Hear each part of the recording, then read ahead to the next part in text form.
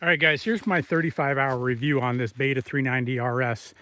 I'm absolutely in love now, and it took a little while, a lot of dating and some bad dates, but we ironed it out, and I'm currently in upstate New York. It's just gorgeous here. It's outside of Rome, probably near the Tug Hill Plateau, or it is, and not far from the Adirondack. So you get this is my in-laws' property. You get this really beautiful wooded area where I get to ride through some old cornfields that are now rock fields. They have those surprise baby heads and bowling balls hidden in the grass that'll kick your ass. But anyway, okay, 390, 2024 leftover, bought it brand new. So I've got 35 hours on it now. My last ride was down in Tennessee day before yesterday. And I went to the outside of Chattanooga. There's a Prentice State Forest, I think it's called. And I ripped some forest roads there that I was familiar with. And I just love the ability for this to handle the baseballs and buried baby heads, the chunky stuff at speed, as opposed to my cross trainer suspension, which, as you know, runs out after 15 miles an hour. And you just get your teeth chattered out. So this thing is what I was after.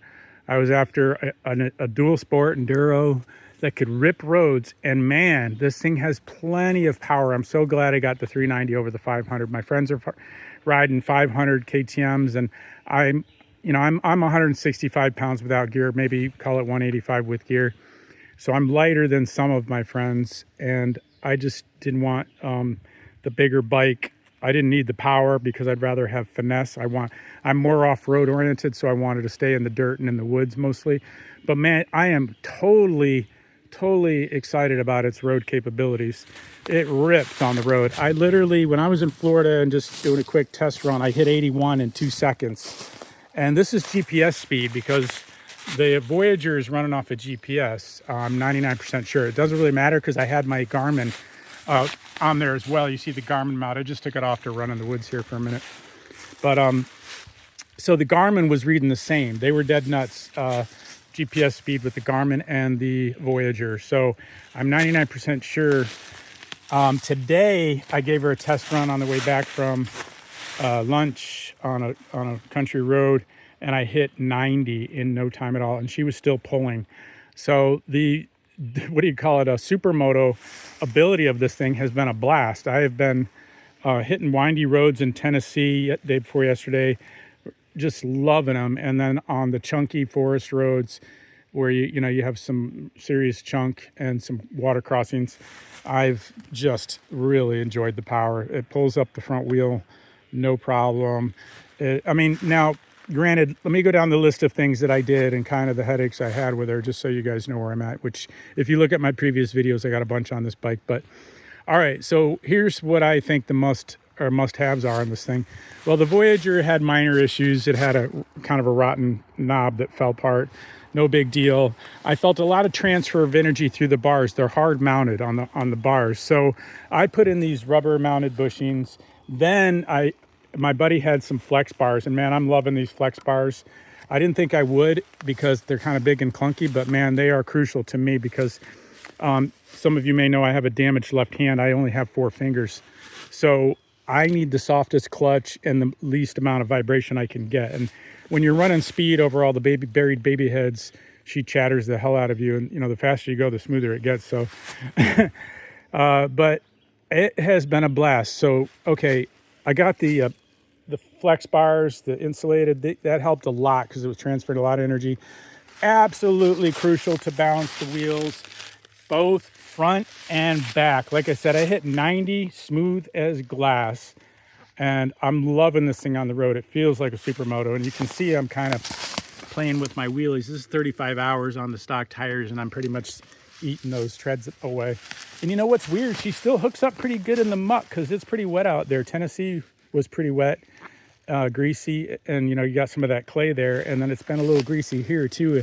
I've been running the snowmobile trails. They let you run those legally here in the summer if you got a plated bike, so you can get pretty deep in there. I was on some unused ones that were full of logs and wet spots and hidden rocks under the grass and little water crossings and stuff, so it's a lot of fun.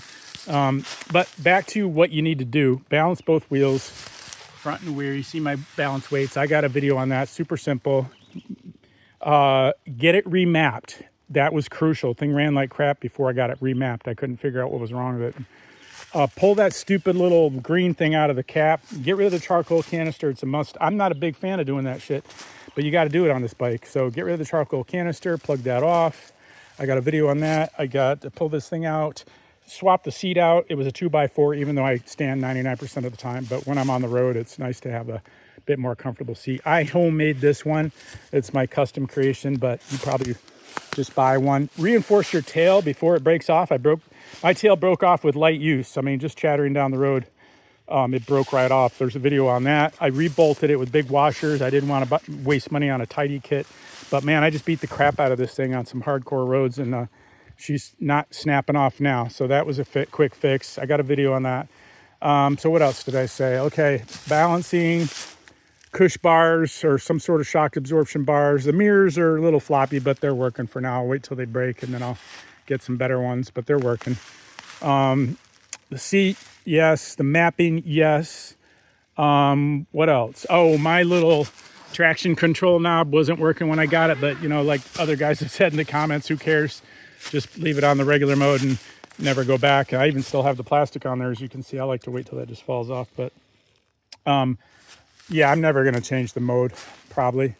So what else? I think that's it, but I'm absolutely loving it. And again, those things were a little frustrating. I had to bring it to the dealer. That was over 3 hours one way, leave it for a week, and then go get it, and that was a drag. But the other things, like the tail, I had warranty on this thing, so the tail, they're going to give me a new section. So when I, you know, bust this one off, at least I'll have another one to work with.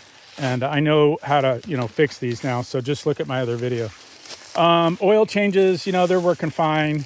I've got that niggly or stubborn little bolt behind the pipe there, which I figure I just put a shorter bolt in. That's easier. Everything else has been great. I'm really happy with the suspension. The power to me is plenty for me. It is a ripper in my opinion. I mean, 90 miles an hour on the road and still pulling. I wouldn't be surprised in a full tuck with my mirrors down and everything. I could get real close to 100 on it, which is good. That means, you know, you got usable speed up to 75 and be able to pass people and all that good stuff. So absolutely loving this thing. Again, I had a WR450F 2023 before this. I was going to do all that crap to it, and I said, nope, I'm going to go with the Italian princess here and work the bugs out of her. But yeah, I still need to move this to improve my turn radius on the left. I'm getting in the woods there and having little tight spots trying to jerk around. So I wind up popping little wheelies to turn the thing around, you know, those little hopper wheelies to rotate it. But again, absolutely loving this thing. And so I ripped it today, snowmobile trails, wide open country roads, ripped it the day before yesterday in Tennessee, and I'll be ripping it a few more times this coming week and really loving it. All right, I hope that helps you guys make your buying decision, but I'm totally happy with the 390. Do not need the 500 in any way. Again, I'm more woods oriented.